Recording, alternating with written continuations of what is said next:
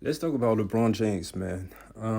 So as everybody knows, the Lakers we lose this series. They will get bounced in the conference finals against the Denver Nuggets. Now the only question is whether the Lakers can steal a game or not. So every time LeBron James team do anything, it's always the same question. When he wins, he's easy the GOAT. When he loses, man, he's the most overrated player of all time. He needs a super team. He's not clutch. All LeBron James is just surrounded by a bunch of narratives that are just toxic and annoying. But I usually kind of stay away from them. I am a LeBron James fan for content. I'm not a stan, but I am a fan, most definitely. He's my favorite player, but I'll try to be objective as possible. But for this one, sometimes I believe that there is some truth to what the haters may say, but for this time, I think it's ridiculous. Because for whatever reason, I don't know if it's because LeBron James has been great for 20 years.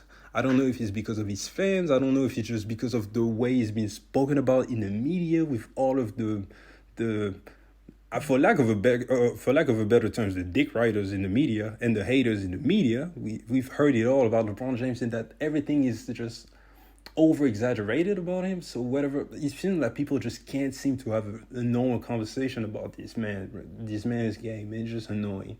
But this time it's just ridiculous, man. I've heard it all this season about LeBron James. I've heard that he's still the best player in the league, which is insane to me. I've heard that he's watched, which is also insane to me. I've heard that he's a top 5 player, which I don't think so. I've heard he's a top 10 player, which I think is accurate. And I've heard that he's just an anti-calorie kind of guy this season. And I really wanted to focus on that point because if you remember at the beginning of the season, unlike what all of the haters will say out there, the haters' main point is, oh yeah, y'all are telling me that LeBron James is still a top 10 player in year 20. So as a top 10 player, you should be able to take the Lakers to the promised land, right? So we should hold him accountable. No, if you remember at the beginning of the season, the Lakers started 2-10. LeBron James was putting up numbers, averaging damn near 27, 28, 29. I don't remember what it was. Just a broken three-point shot that's followed him all season. But he was putting up numbers. But they were losing until the trade deadline, so until midway, until the season. Yeah, right? And the narratives about LeBron James was, he's just, at this point, LeBron James is washed. He's just empty calories and he's stat padding. He's stat padding. He's not good anymore. He can't lead a team. That was the narrative. What happened at the trade deadline? They traded Westbrook, traded Pat Beverly, traded Kendrick Nunn, got back a bunch of very competent role players. AD started to be somewhat healthy, and now the Lakers actually made sense and they won 2 games. What happened with LeBron James? Nothing. He remained the same player. If anything happens and it's not an injury, it's just a fact. He got injured. And after the injury, he came back and he was up and down. But that was the same LeBron James. The same LeBron James who people would call wash.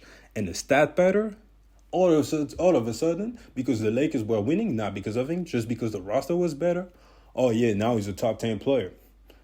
So we expect him to win. But at the end of the day, I would understand. I think that it would have been fair to criticize LeBron James had he missed the play-in, most definitely. Had he missed the playoffs, and I would go as far as saying it would be a stain on his legacy had he lost in the first round. But anything after that, I'm sorry. Regardless of what people may say, that we are still talking about a player that is 38 years old in year 20.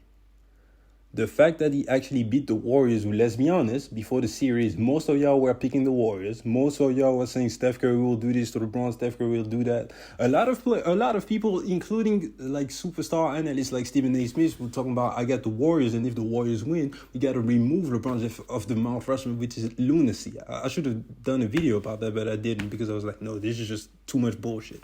So yeah, he still went and got the Warriors up out of the way, and now, as a 7th seed, if he loses to the 1st seed, he has to be a stain on his legacy. Like, I don't understand that. Why is it only about LeBron James that we have to do that? Like, we have to always find a way to tarnish the man's legacy.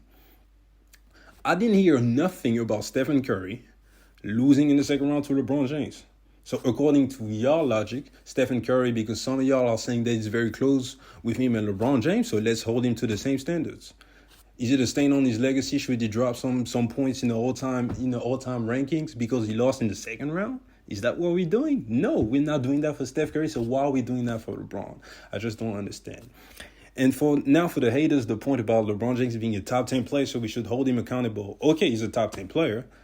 Let me tell you what no one would actually say. No one who knows basketball would actually say. Nikola Jokic is a top 10 player. He's actually a top 3 player, if not a top 1 player. He's on the roster with Jamal Murray, who in the playoffs is a top 10 to top 15 player. So yeah, why can't he beat LeBron James? Why does he has to be a stain on LeBron James at 38 years old, who is still arguably the best player on his squad? And I'm not even here to blame AD or none. It's just a fact.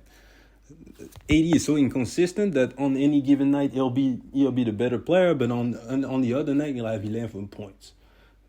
And so why does it have to stain on LeBron James' legacy that he lost in the conference finals? I just don't get that. So before we get out of here, I just wanted to compare him to other all-time greats. This is not me shitting on the other all-time greats. This is just putting some context about LeBron James, what he's doing in year 20 compared to other greats. Michael Jordan, so arguably the GOAT. For most people, in most eyes, the GOAT, right? At 38 years old, averaged 21 points, is actually pretty good on 43% shooting. With 6 rebounds, 4 assists. Missed the playoffs. In year 20, no one is like, oh yeah, this is staying on Jordan's legacy. No one. So again, why should we do that against LeBron? Kobe retired at 37. Last season, he averaged, let me see what he averaged.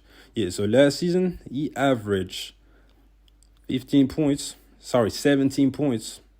4 boards, and 3 rebounds on 35% shooting. Is that a stain on his legacy? And missed the playoffs, obviously. Dropped 60 when he went out. That was dope, but missed the playoffs. Is that a stain on his legacy? Of course not. Who else can we talk about? Kareem Abdul-Jabbar, year 20, 10 points a game. Dirk Nowitzki, year 20, 7 points a game.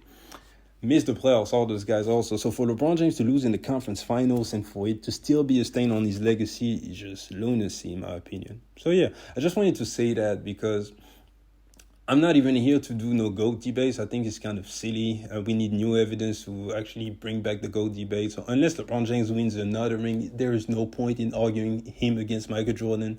He's either your GOAT or he's not, but it's not going to change because he lost a game in regular season, because he couldn't close out a game in regular season, and he's damn sure not going to change because he lost in the conference finals in year 20. He just shouldn't. It makes no sense. So yeah, I just wanted to say that. And yeah, man, give me your thoughts about LeBron James. Do you actually believe we should call him out? If we should drop him in the all-time rankings if he actually lost? Does that disqualify him from the GOAT debate? No, in my opinion. But yeah, give me your opinion, man. Appreciate you guys for checking me out, and I'll catch you guys later. Peace.